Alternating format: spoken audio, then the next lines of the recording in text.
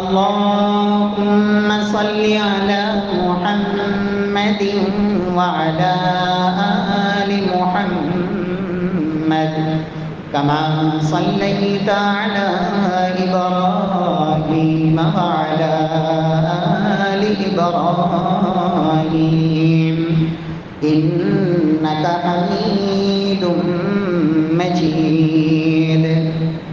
اللهم بارك على محمد وعلى آل محمد كما باركت على إبراهيم وعلى آل إبراهيم إنك حميد مجيد. أعوذ بالله السميع العليم من الشيطان الرجيم من همزه ونفخه ونفسه. بسم الله الرحمن الرحيم. اقترب للناس حسابهم وهم في غفلة معرضون.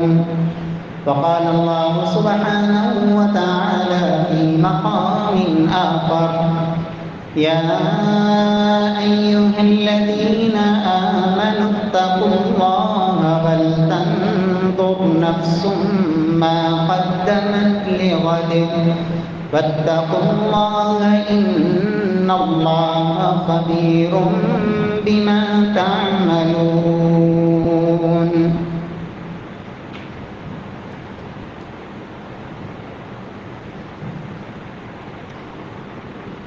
اقترب للناس حسابهم. تمام لوگوں کے حساب کا وقت بہت قریب آ گیا ہے. وَهُمْ فِي غَفْلَةٍ مُعْرِضُونَ. اور وہ بہت بڑی غفلت میں اعراض کیے ہوئے ہیں.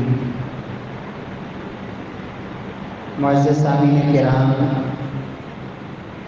محترم بھائیوں، بزرگوں، دوستوں، معززات ماؤں اور بہنوں، سورۃ الانبیاء 17ویں پارے کی پہلی آیت، خالق ارض و سماء اس آیت کریمہ میں ایک بڑی ہولناک خبر کا تذکرہ فرماتے ہیں کہ لوگوں کے حساب کا وقت بہت قریب آ چکا ہے اور لوگوں کی حالت یہ ہے کہ وہ بہت بڑی اور بھاری غفلت کا شکار ہیں. صحابہ کرام رضوان اللہ علیہم اجمعین، ان کا اس آیت کریمہ کا فہم یہ تھا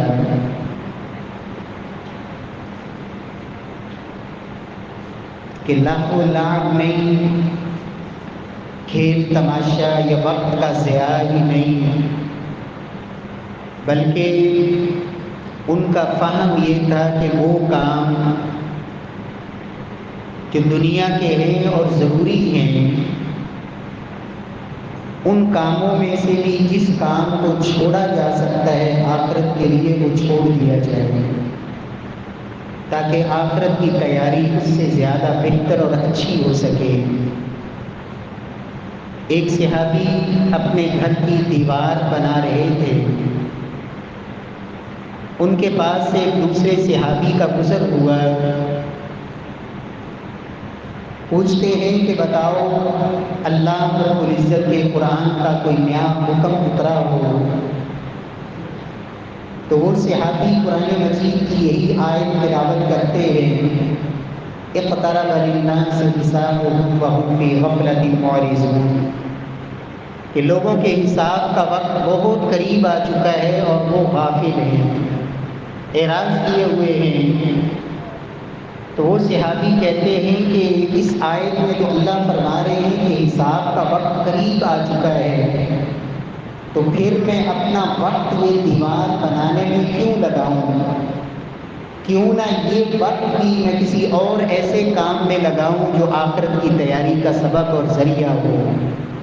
انہوں نے اپنا وہ کام چھوڑ دیا اور اللہ کی عبادت کے کسی اور کام میں مشغول ہوئے۔ میرے پیارے بھائیوں، ایک ہم ہیں کہ اس موت کو کس قدر بھولے ہوئے، اس حساب و کتاب اور آخرت کو کس قدر نسیا منسیہ کیے ہوئے۔ اللہ رب العزت فرماتے ہیں اقترب۔ عربی زبان کے اندر کسی چیز کو قریب بیان کرنے کے لیے قاف، را اور با، قریبا، قاروبا، قرب، یہ مادہ استعمال ہوتا ہے، جس کا مطلب ہوتا ہے کہ یہ چیز قریب آ چکی۔ اللہ رب العزت نے یہاں تا کا حرف بڑھا دیا، قاف، را اور با کے ساتھ فرمایا اقترب۔ اور اہل زبان عربی کو جاننے والے جانتے ہیں کہ جب اس طرح کسی لفظ کے اندر کسی حرف کا اضافہ ہوتا ہے تو معنی ہوتا ہے کہ اس کے اندر مبالغہ پیدا کیا جائے۔ اللہ بتانا چاہتے ہیں کہ لوگوں صرف قریب نہیں بلکہ بہت قریب آ چکا ہے۔ اقترب، بہت قریب آ چکا ہے۔ قرآن مجید میں اللہ سبحانہ و تعالی نے دوسری جگہ اس قرب کو کہ تمہارے حساب کا وقت اتنا قریب ہے، اللہ رب العزت نے اس انداز سے بیان کیا، یا ایھا الذین آمنوا اتقوا اللہ ولتنظر نفس ما قدمت لغد۔ ایمان والو، اللہ سے ڈر جاؤ اور ہر جان یہ دیکھے کہ اس نے کل کے لیے آگے کیا بھیجا ہے۔ ہر انسان، کوئی مرد ہے یا عورت، کوئی جوان ہے یا بوڑھا، کوئی آقا ہے یا غلام، آزاد ہے یا غلام، مالدار ہے یا فقیر، وَلْتَنْظُرْ نَفْسٌ مَا قَدَّمَتْ لِغَدٍ۔ عربی زبان میں جو گزرا ہوا کل ہوتا ہے اس کے لیے امس کا لفظ استعمال ہوتا ہے، اور جو آنے والا کل ہوتا ہے اسے غد کہتے ہیں۔ گویا کہ رب کائنات نے مجھے اور آپ کو بتا دیا کہ لوگوں، تمہارا حساب اتنا قریب ہے کہ کل تم درمیان میں جس طرح آج اور کل کے صرف ایک رات ہے، ایک رات گزرے گی اور حساب شروع ہونے والا ہے۔ وَلْتَنْظُرْ نَفْسٌ مَا قَدَّمَتْ لِغَدٍ۔ کل اور جو آنے والا کل ہوتا ہے وہ آ کے رہتا ہے۔ پیارے بھائیوں، تیسرا انداز رب نے قرآن میں جو ذکر کیا کہ یہ کتنا قریب ہے، فرمایا وَمَا أَمْرُ السَّاعَةِ إِلَّا كَلَمْحِ الْبَصَرِ۔ لوگوں، تم قیامت کو بہت دور سمجھتے ہو کہ پتہ نہیں قیامت کتنی دور ہے۔ کلمح البصر، فرمایا وہ اتنی قریب ہے کہ جیسے آنکھ جھپکنا۔ کلمح البصر، آنکھ جھپکنے کی دیر بھی نہیں لگے گی کہ قیامت آ جائے گی، قیامت اتنی قریب ہے۔ اور چوتھی جگہ رب کائنات نے فرمایا انا انذرناکم عذابا قریبا۔ لوگوں، ہم تمہیں قریب کے عذاب سے ڈراتے ہیں۔ انہم یرونہ بعیدا ونراہ قریبا۔ تم بہت دور سمجھ رہے ہو کہ ابھی تو بڑی زندگی پڑی ہے، ابھی تو بڑا وقت پڑا ہے، ابھی تو وہ حساب و کتاب اور وہ موت اور وہ قبر اور وہ حشر اور رب کے سامنے وہ پیشیاں۔ انہم یرونہ بعیدا، تم بہت دور دیکھ رہے ہو، ونراہ قریبا، لیکن جو لمحے لمحے سے اور کائنات کے ذرے ذرے سے واقف ہے وہ رب کہہ رہا ہے انہم یرونہ بعیدا ونراہ قریبا، ہم اسے بہت قریب دیکھ رہے ہیں۔ پیارے بھائیوں، اللہ رب العزت ہمیں اس کے لیے تیاری کی اللہ توفیق نصیب فرمائے۔ اللہ فرماتے ہیں لوگوں، اقترب للناس حسابهم، حساب کا وقت بڑا قریب آ چکا ہے۔ حساب دنیا کے اندر بھی ہوتا ہے اور آخرت میں بھی ہوگا۔ دنیا کا حساب کس طرح کا ہوتا ہے؟ جس طرح کفار مکہ کا حساب اللہ نے بدر میں بھی لے لیا، فتح مکہ کے موقع پہ بھی اللہ نے ان کا حساب لے لیا۔ یہ دنیا کا حساب قرآن کہتا ہے اولا یرون انہم یفتنون فی کل عام مرۃ او مرتین ثم لا یتوبون ولا هم یذکرون۔ کیا لوگ یہ دیکھتے نہیں کہ ہر سال میں ایک یا دو دفعہ ان کو کسی آزمائش میں ڈالا جاتا ہے، ان کو اللہ رب العزت کسی آزمائش میں مبتلا کرتے ہیں، ثم لا یتوبون ولا هم یذکرون، لیکن یہ اس قدر غافل ہیں کہ پھر بھی نہ توبہ کرتے ہیں نہ نصیحت حاصل کرتے ہیں۔ چاہیے تو یہ تھا کہ جب کوئی آزمائش آئی، کوئی غم، کوئی پریشانی، اللہ نے اس سے نجات دی، فوراً اپنا محاسبہ کرتے اس بڑے دن کے حساب سے پہلے کہ میری زندگی کس ڈگر پہ چل رہی ہے، کس قدر میری زندگی میں غفلت ہے، اللہ سے دوری ہے، شیطان کی پیروی اور شیطان کے پیچھے دوڑ اور بھاگ رہا ہوں، دنیا کا حریص اور لالچی بنا ہوا ہوں، اپنے آپ کو دنیا کا بیٹا بنا رکھا ہے، درم و دینار کا پجاری، تعیس عبد الدینار وقائس عبد الدرہم، کوئی پرواہ نہیں۔ چاہیے تو یہ تھا کہ توبہ کرتا اس پریشانی کے بعد، اس تکلیف کے بعد، اس آزمائش کے بعد اور نصیحت حاصل کرتا، لیکن اللہ فرماتے ہیں اس کے باوجود یہ اعراض کیے ہوئے اور غفلت کا شکار۔ پیارے بھائیوں، حساب کس چیز کا ہونا ہے؟ حساب اللہ نے عمر کا لینا ہے۔ عمر زندگی اللہ نے دی، اور قرآن کہتا ہے جہنمی جب جہنم میں چیخ چیخ کے کہیں گے ربنا اخرجنا نعمل صالحا، اے اللہ ایک دفعہ جہنم سے نکال دے، اب ہم پہلے جیسے نہیں رہیں گے، زندگی بدل جائے گی، کردار بدل جائے گا، گفتار بدل جائے گی، دن اور رات بدل جائیں گے، چال ڈھال بدل جائے گی، اخلاق اور رویے بدل جائیں گے، رات کی تنہائیاں اور خلوتیں بدل جائیں گی، کاروبار کا طریقہ بدل جائے گا، جینے کا سلیقہ بدل جائے گا۔ اللہ فرمائیں گے اولم نعمرکم ما یتذکر فیہ من تذکر، کیا عمر اتنی ملی نہیں تھی؟ کیا مہلت نہیں پائی تھی؟ 60 سالہ زندگی، 70 برس کی عمر، 50 سال کی زندگی، 40 سال یا 30 سال کی عمر۔ ایک حدیث میں تو یہاں تک بھی ہے جسے میرے رب نے 18 سال عمر دے دی، کل قیامت والے دن رب کے سامنے تو کوئی عذر پیش نہیں کر سکے گا کہ مجھے موقع نہیں ملا تھا سنبھلنے کے لیے۔ تو اتنی عمر بھی بہت ہے۔ صحابہ کرام رضوان اللہ علیہم اجمعین کتنے ایسے بڑا تھوڑا سا عرصہ اسلام میں گزارا، چند سال بسر کیے، لیکن جب زمین سے لاش اٹھی رب کا عرش بھی ہل گیا اور 70,000 ملائکہ جنازے کے لیے اترے۔ اللہ کے نبی نے فرمایا کہ اس کے جنازے میں آسمان سے 70,000 فرشتوں نے شرکت کی ہے۔ ایک یہ بھی کردار تھا، عمر کا حساب دینا ہوگا۔ اللہ پوچھیں گے عمر دی تھی کہاں گزار کے آئے؟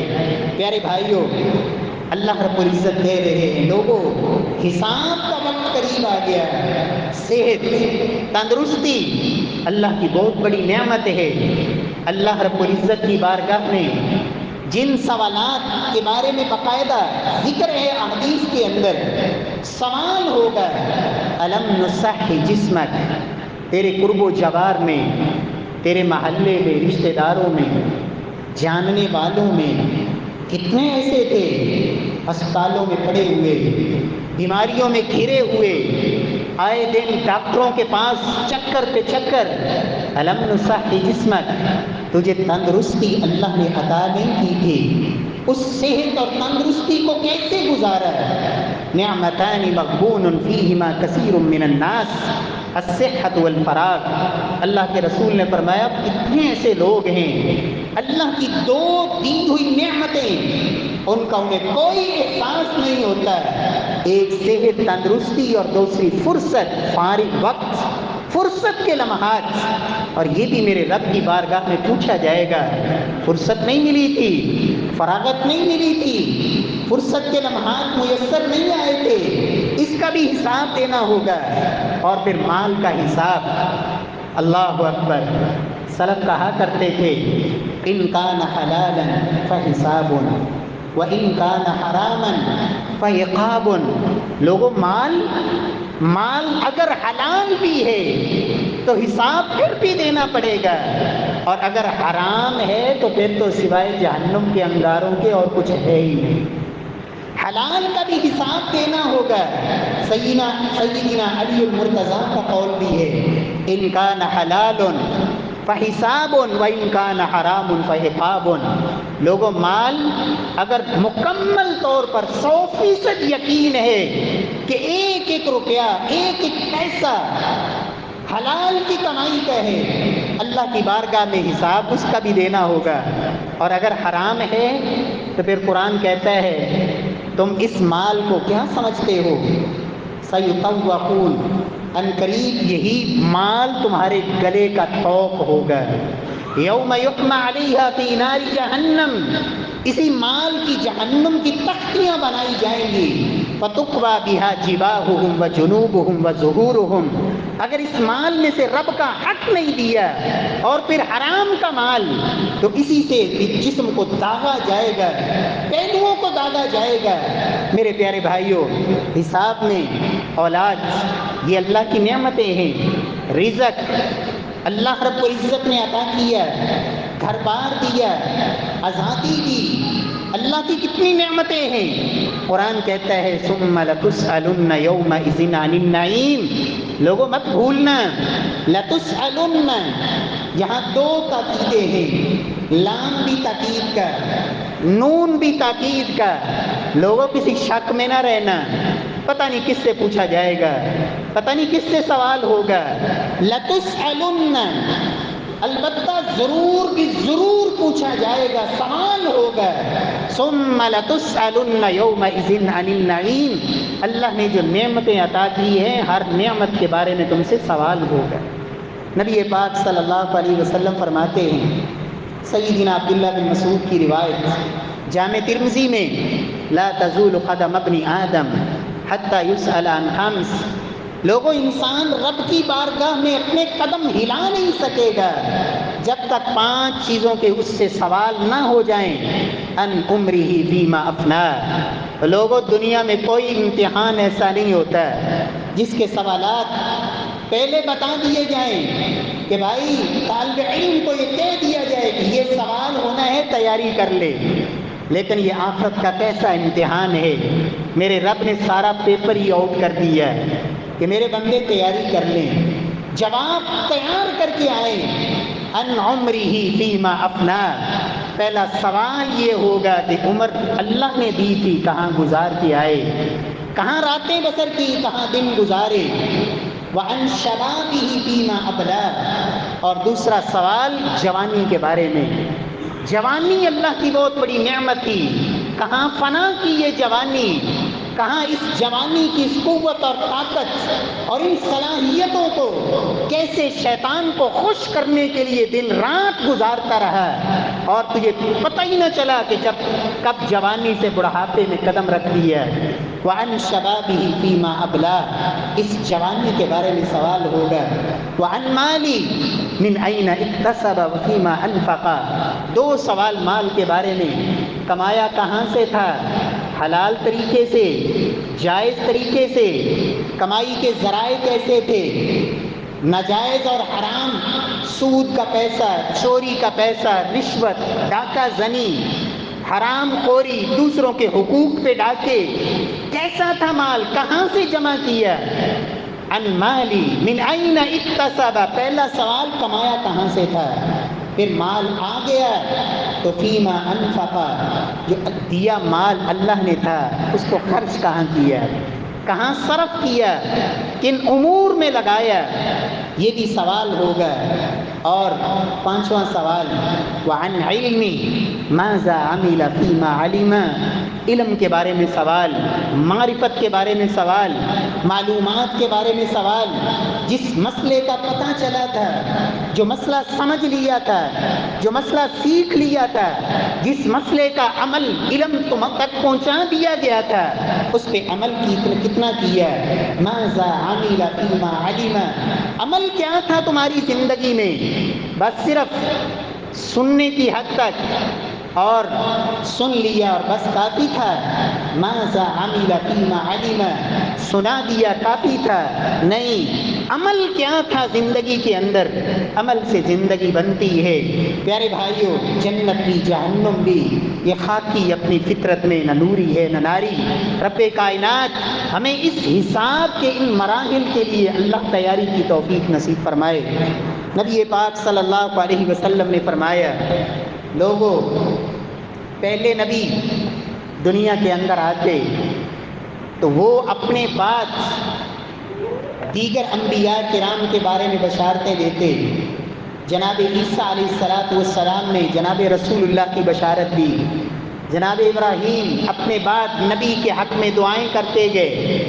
اللہ کے رسول فرماتے ہیں بعثت انا والساعة هاتین، فرمایا لوگوں، میں اور قیامت اس طرح بھیجے گئے ہیں جس طرح یہ دو انگلیاں اکٹھی ہیں. میرے بعد کوئی نبی نہیں، میرے بعد آئے گی تو قیامت آئے گی.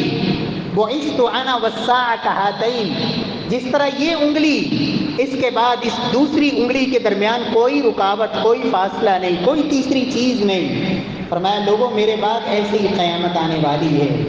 اللہ رب العزت ہمیں اس کے لیے تیاری کی توفیق نصیب فرمائے. قرآن مجید میں رب کائنات نے زندگی کا مقصد ذکر کیا ہے. یہ زندگی جسے میں نے اور آپ نے شاید یہ سمجھ لیا کہ بس صبح اٹھے دنیا کے دھندوں میں مصروف مشغول اور بس رات کو آ کے بستر پہ لیٹ گئے.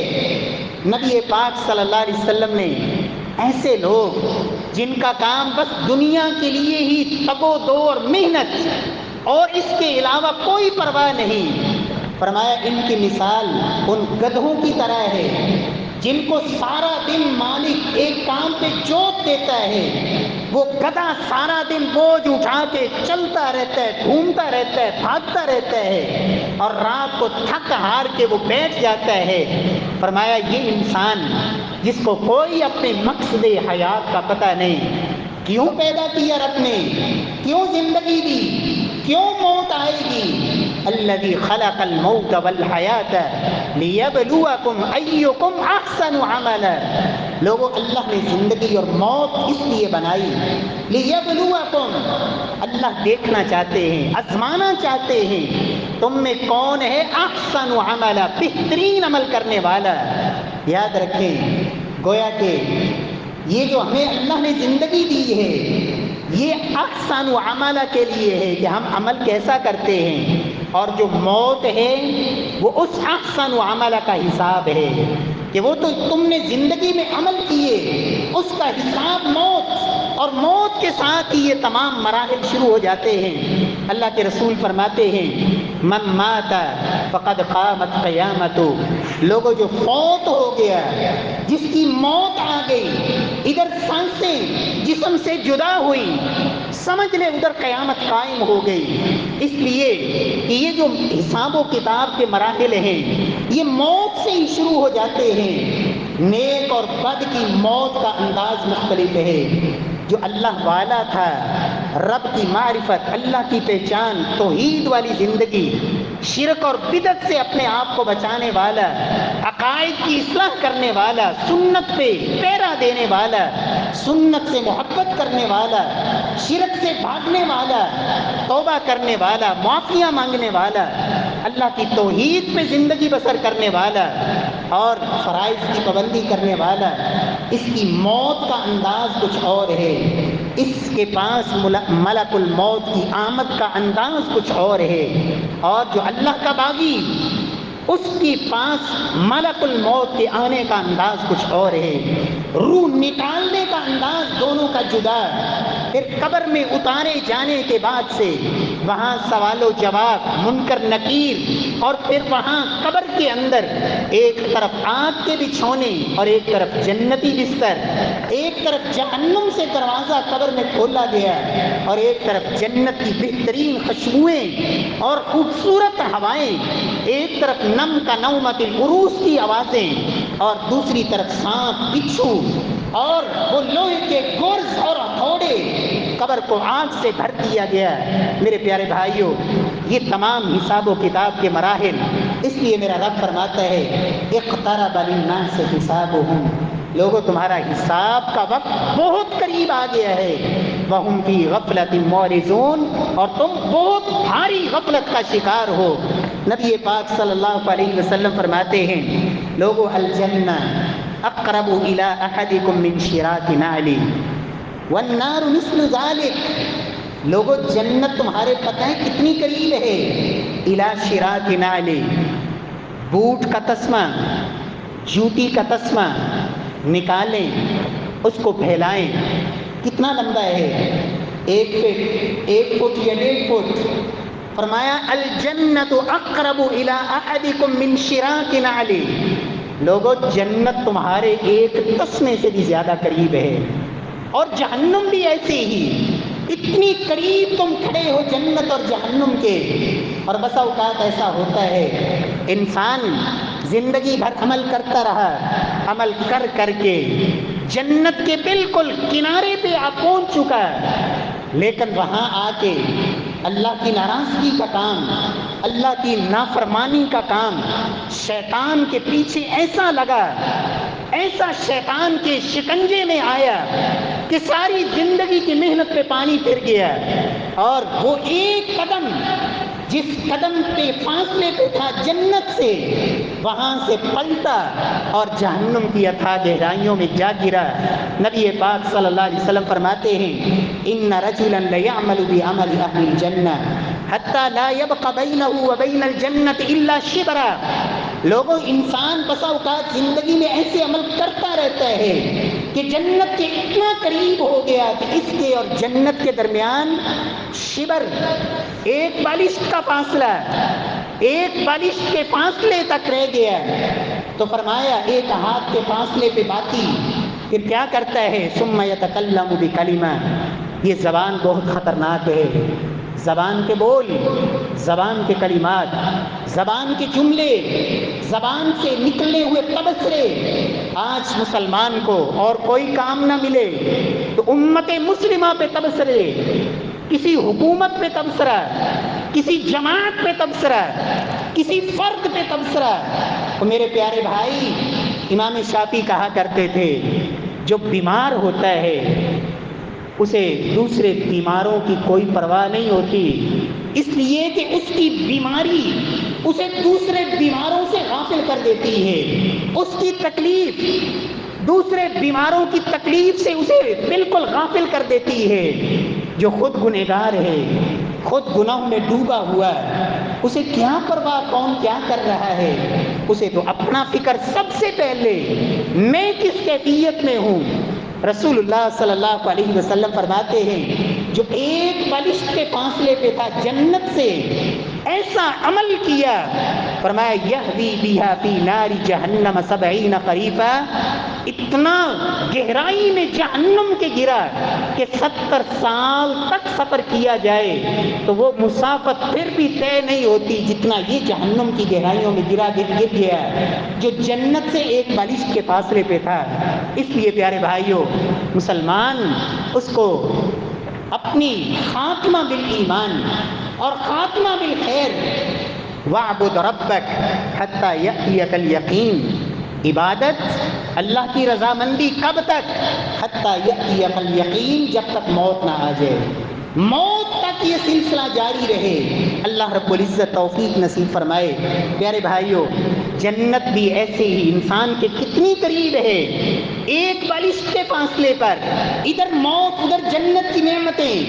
رسول اللہ صلی اللہ علیہ وسلم اپنے صحابہ کے ساتھ مدینہ طیبہ میں موجود تھے، اچانک نظر پڑی، دور سے ایک گھڑ سوار، ایک اونٹ پہ سوار ایک شخص دوڑتا ہوا، اونٹ کو دوڑاتا ہوا آ رہا ہے مدینے کی جانب، غبار اڑتی ہوئی۔ صحابہ کرام بھی دیکھ رہے ہیں، اللہ کے رسول بھی دیکھ رہے ہیں۔ اللہ کے رسول صلی اللہ علیہ وسلم فرماتے ہیں لگتا ہے کہ کوئی بڑا اعلیٰ قسم کا ہدف ہے اس کے سامنے، کہ جس کو بس ایک ہی دھن سوار ہے کہ جلدی اپنی منزل پہ پہنچ جاؤں، کہیں راستے میں نہ رہ جاؤں۔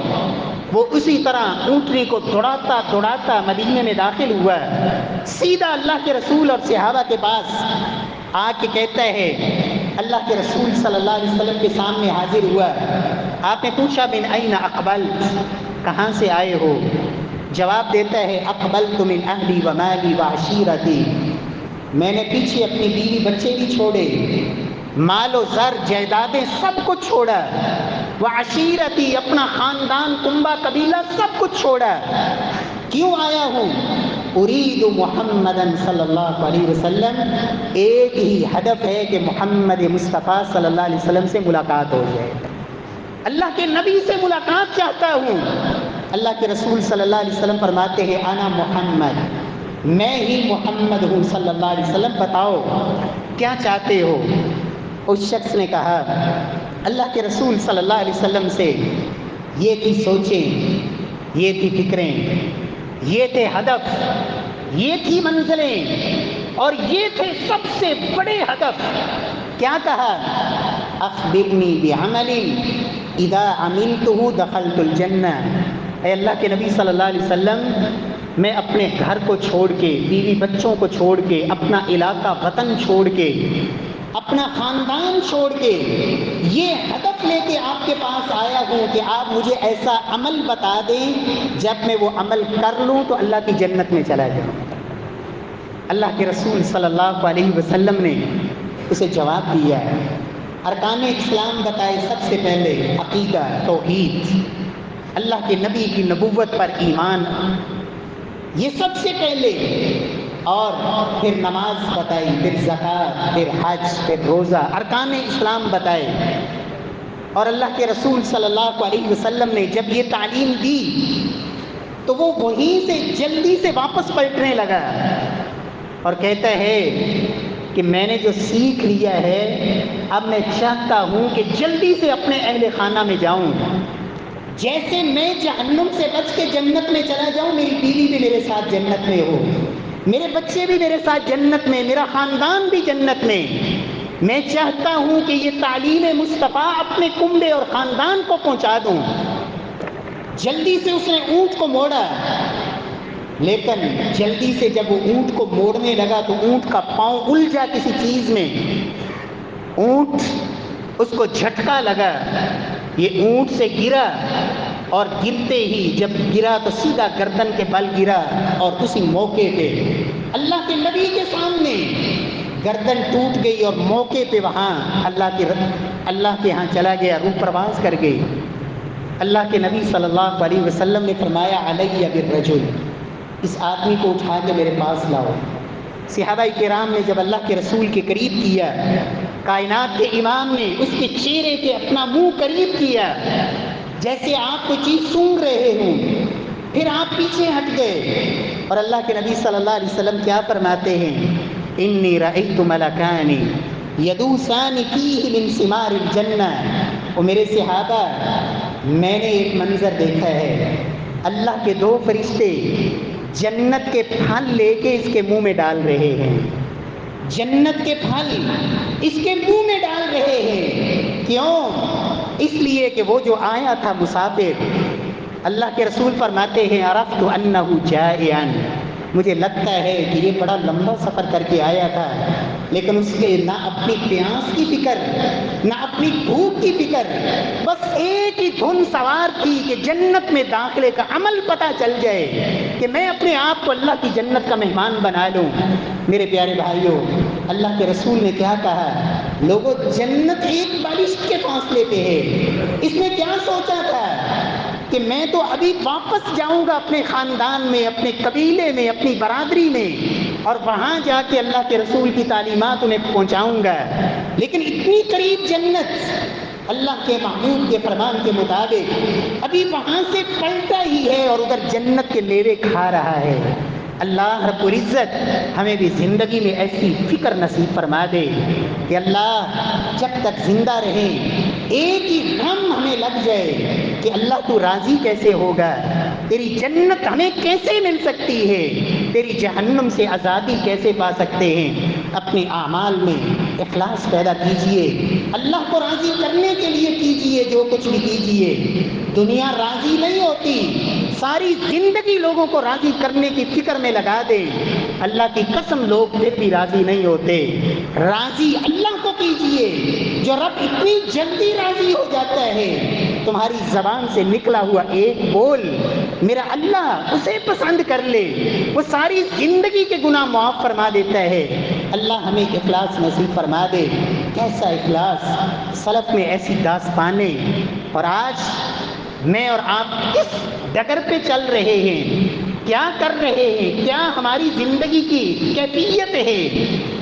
امام محمد بن منقدر رحمہ اللہ، یہ وہ عظیم محدث تھے، اللہ والے، جب حدیث پڑھتے اور حدیث پڑھتے پڑھتے جب ان لفظوں پہ آتے قال قال رسول اللہ صلی اللہ علیہ وسلم، تو آنکھوں سے آنسو جاری ہو جاتے، اپنے آنسوؤں کو اپنے چہرے پہ ملتے اور کہتے اللہ تیرے نبی کی زبان سے نکلے ہوئے یہ وعدے ہیں کہ اللہ تیری محبت اور تیرے ڈر اور خوف سے اگر آنکھ سے ایک آنسو کا قطرہ بھی نکلے تو جہنم کو حرام کر دیتا ہے۔ اللہ محمد بن منقدر کے چہرے کو بھی جہنم پہ حرام کر دینا۔ یہ محمد بن منقدر مدینے میں موجود ہے، مسجد نبوی میں رات کا وقت ہے، کہتے ہیں کہ میں کیا دیکھتا ہوں کہ ایک شخص مسجد میں آیا اور دعا کرنے لگا۔ کیا دعا کرتا ہے کہ اللہ اہل مدینہ قحط سالی کا شکار ہے، بارش نہیں ہو رہی، حاکم مدینہ نے تمام لوگوں کو باہر نکالا صلاۃ الاستسقاء کے لیے، باقاعدہ بارش کی نماز پڑھی گئی، دعائیں کی گئیں، اللہ تو نے بارش نہیں دی۔